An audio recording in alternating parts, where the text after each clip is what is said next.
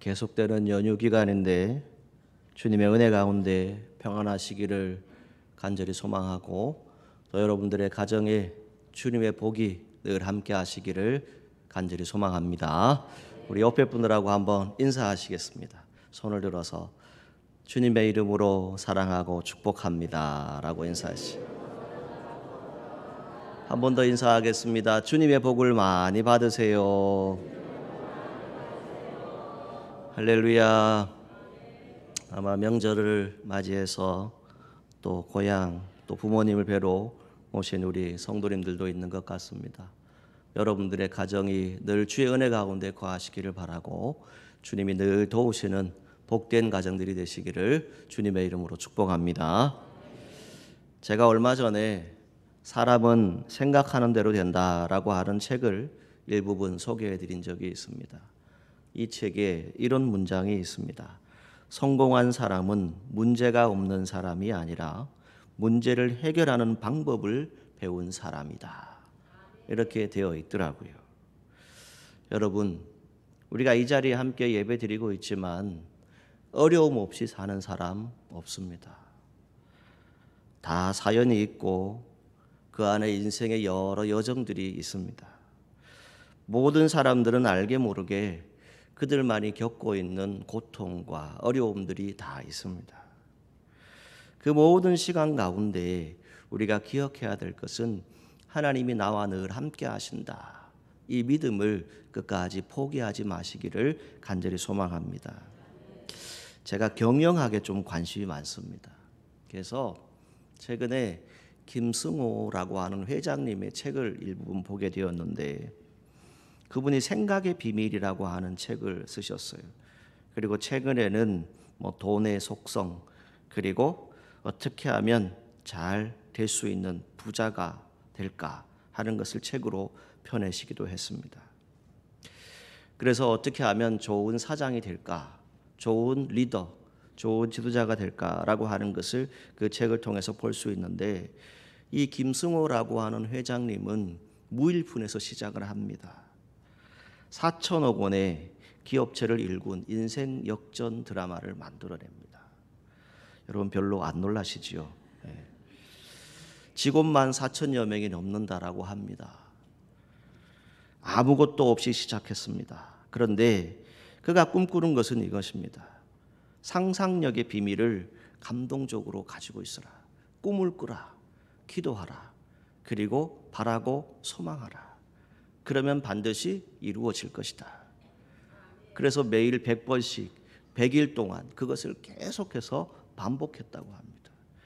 그래서 지금의 그 이야기를 만들어 놓은 것을 책으로 볼 수 있었습니다. 여러분, 사람은 자기가 생각하는 관념들이 다 있지요. 신념이라고도 얘기할 수 있습니다. 그런데 어떤 문제가 생겼을 때 분별력이 없으면 어떤 일들을 벌이게 됩니까? 문제의 상황을 해결하는 능력이 없기 때문에 그것에 대해서만 집착하게 되는 것을 볼 수 있습니다. 누군가는 여러분들을 향해서 비웃을 수 있습니다. 자네가 뭘 하겠나라고 말할 수 있지요. 그런데 누군가는 가슴 뛰는 꿈을 가지고 있고 희망을 가진 사람들이 있습니다. 바쁘게 살아가지만 오늘 우리가 놓치지 말아야 될 것은 뭐냐면, 어떠한 일이 있든지 간에 현명하게 대처할 수 있는 하나님의 사람들이 되시기를 간절히 소망합니다. 이 요한복음 2장은 영적인 의미가 상당히 큰 복음의 말씀입니다. 이 사건은 가나 혼인집 사건과 그리고 그에 이어서 성전을 깨끗하게 하신, 정결하게 하신 그 사건과도 연결이 되어 있습니다. 이 사건의 배경이 된 가나는 갈릴리 호수 근처의 고지 마을이라고 합니다. 나사렛으로부터 약 북동쪽으로 10여 킬로미터 떨어진 지점이라고 합니다. 이곳에 하나님께서 베풀어 주신, 즉 예수 그리스도를 통해서 처음 보여주신 표적, 기적이라고 명명하겠습니다. 이 기적을 보여주시게 됩니다.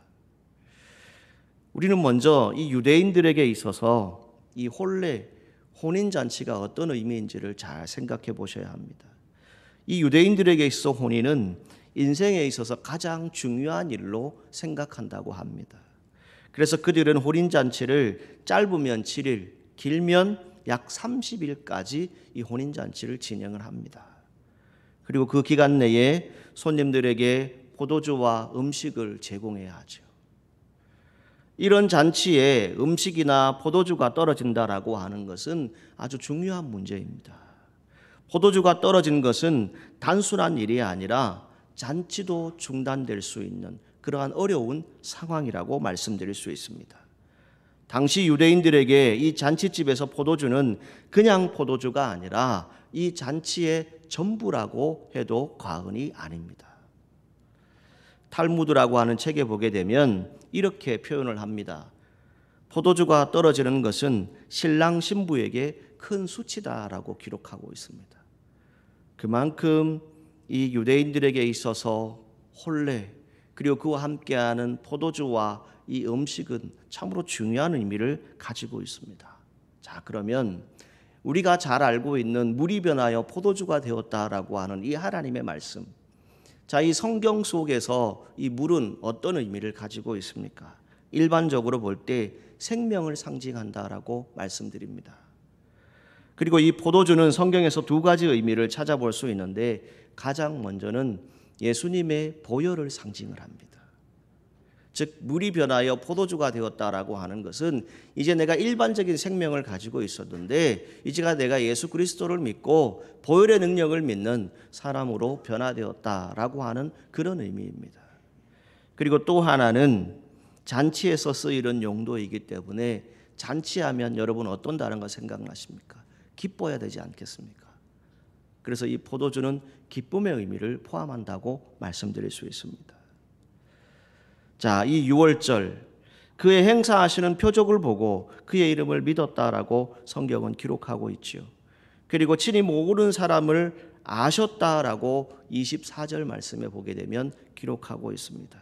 그리고 25절 말씀에 보게 되면 친히 사람의 속에 있는 것을 아셨음이라라고 말씀합니다. 여러분, 여러분들의 인생의 여정 주님이 다 아십니다. 여러분들의 깊이를 다 아신다는 것이지요. 물이 변하여 포도주가 된 사건은 단지 물이 변하여서 포도주가 되었고 거기에 기쁨이 있었다라고 하는 의미도 있겠지만 무엇보다 중요한 것은 우리의 가정에 이런 기적이 일어나면 이런 기적을 통해서 주님의 이름이 나타날 수 있기를 간절히 소망합니다. 이 혼례, 혼인잔치에 있어서 포도주가 떨어졌다, 기쁨을 상실하는 그런 위기에 처해 있을 때 그들은 어떠했습니까? 이것을 모면하게 되고 예수 그리스도를 통해서 더 기쁜 은혜의 잔치를 누리게 되는 것을 볼 수가 있습니다.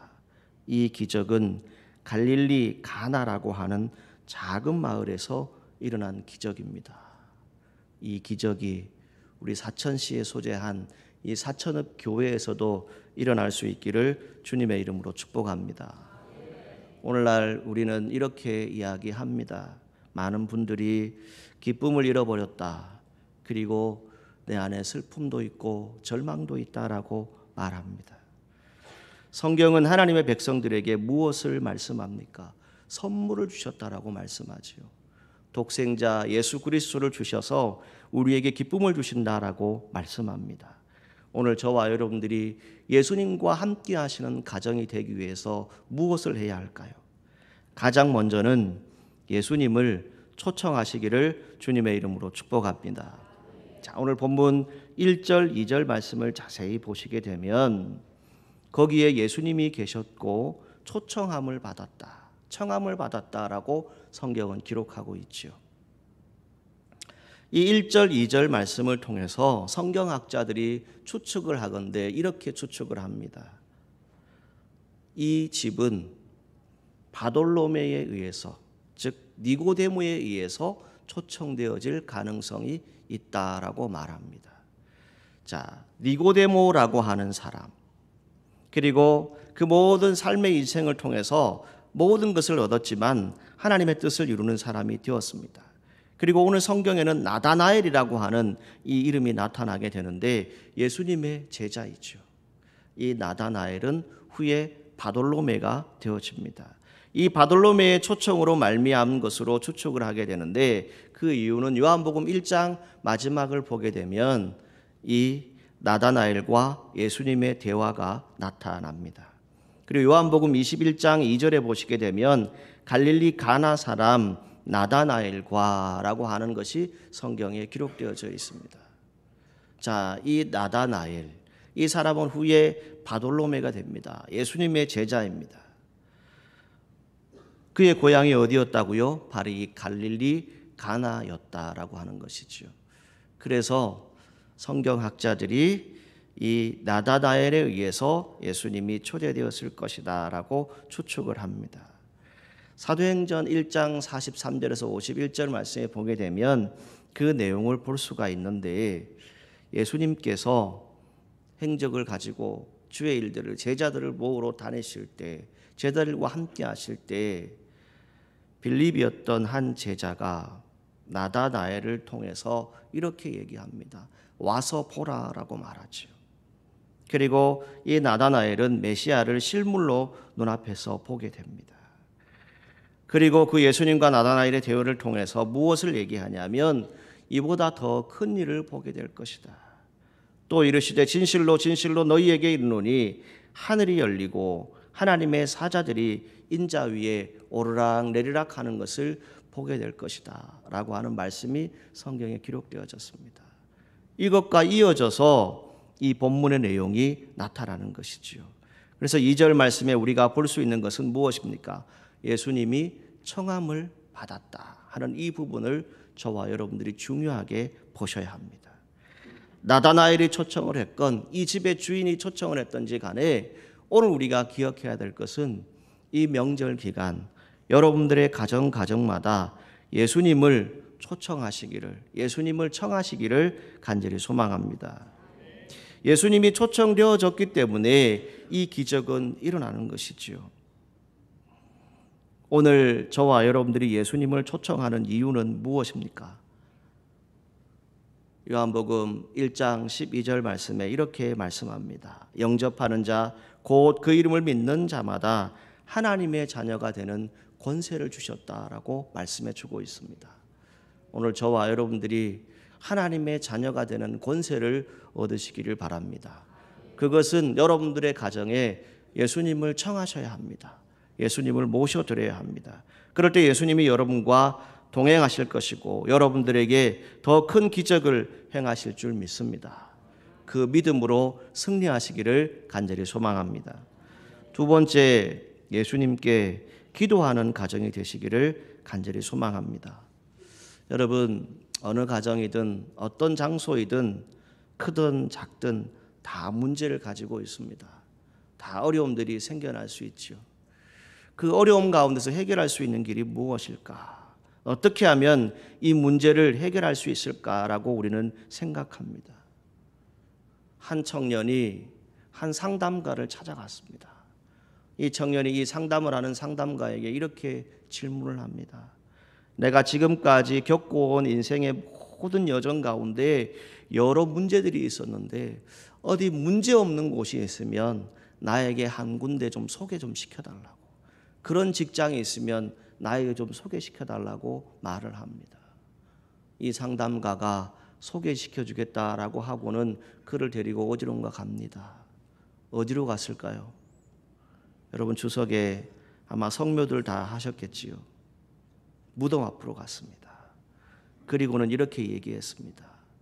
문제를 피하려고 하지 말고 문제를 통해서 자기 자신을 보십시오.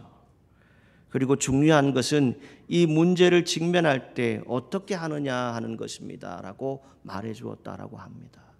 여러분, 우리가 인생을 살아가는 동안 문제 없이 사는 인생은 아무도 없습니다. 다 어떤 문제를 만날 수 있고 또 그 문제마다 여러 해결점을 볼 수가 있겠지요. 본문에서 마리아는 어떠했습니까? 예수님의 어머니였습니다. 육신의 어머니이죠. 이 마리아는 예수님이 그런 문제조차도 해결할 수 있다라고 하는 것을 믿었습니다.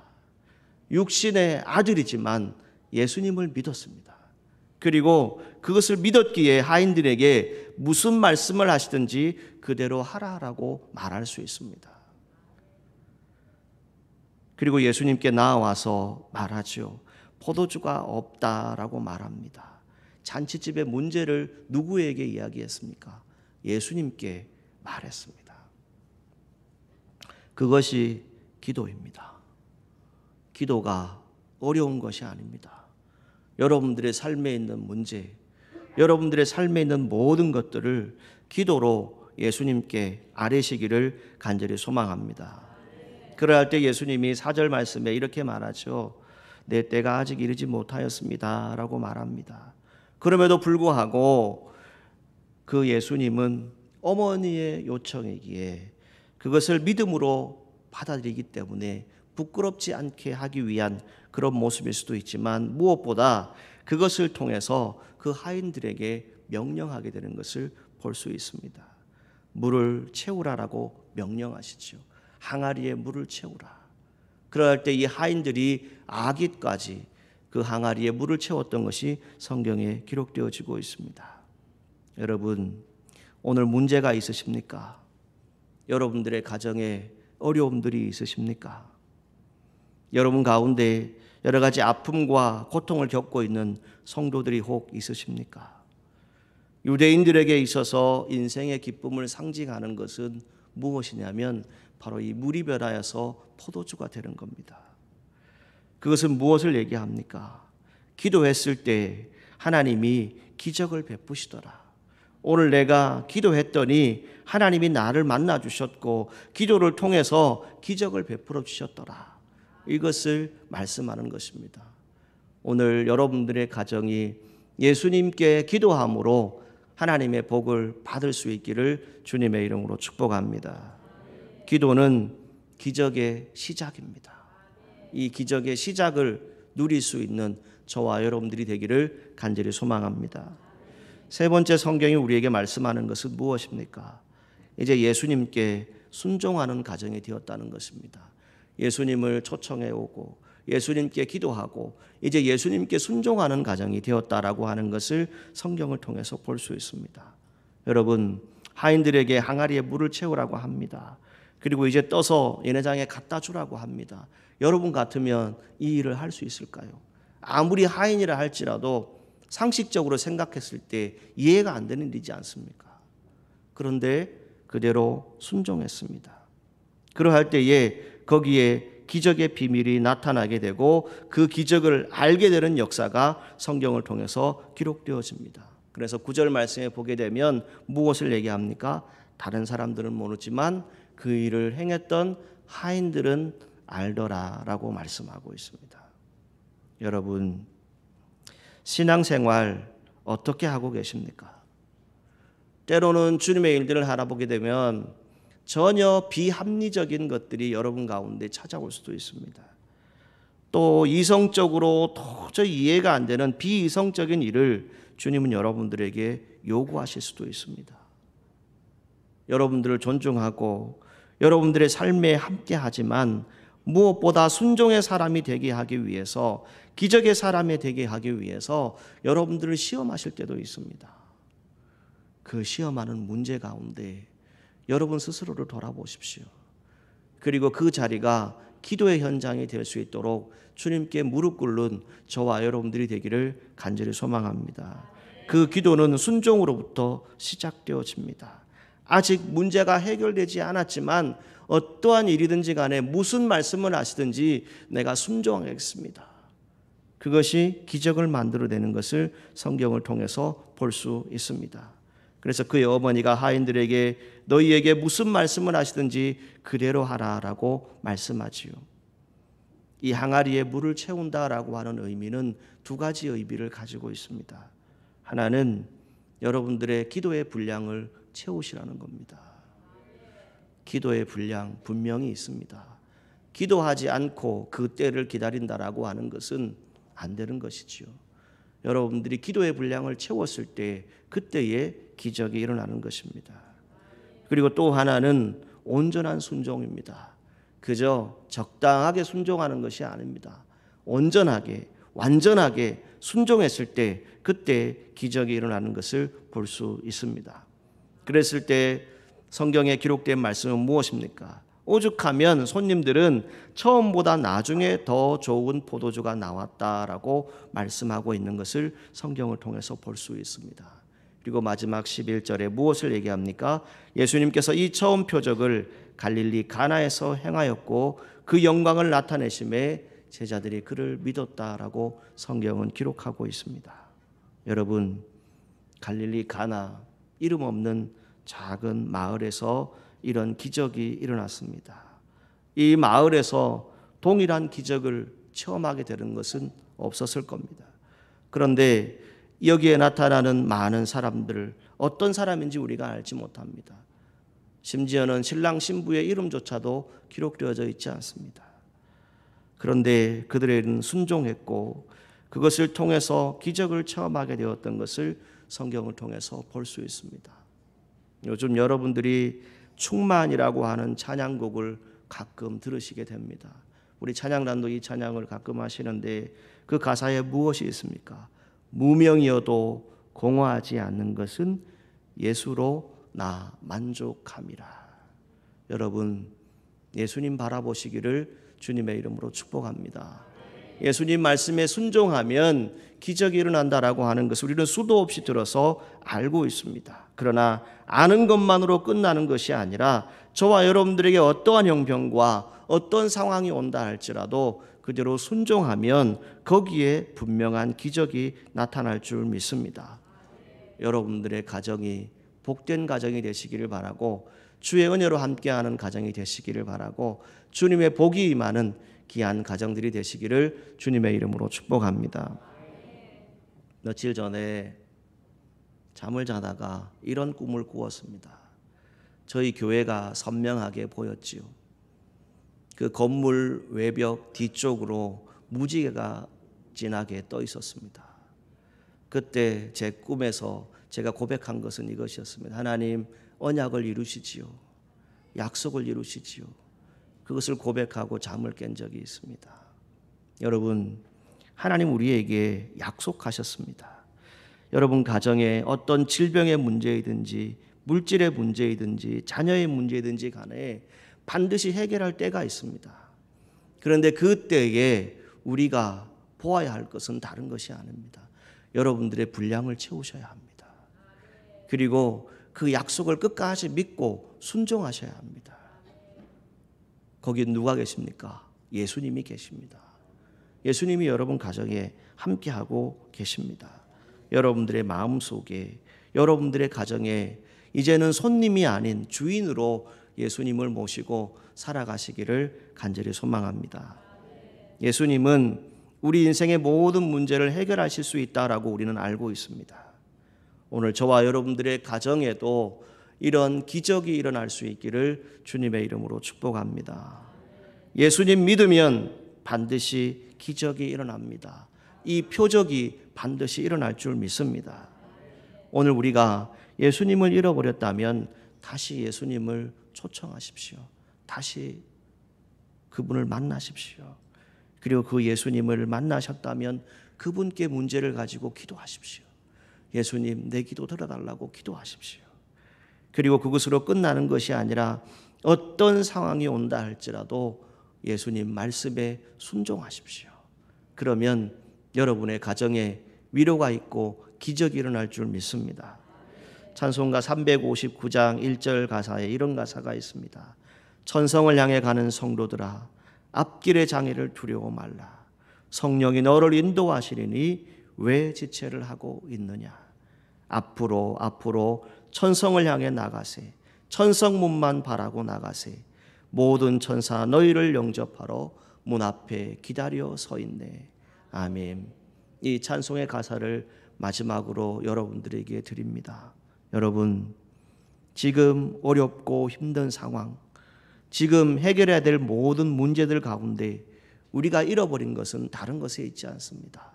예수님이 우리 가정의 주인이십니다.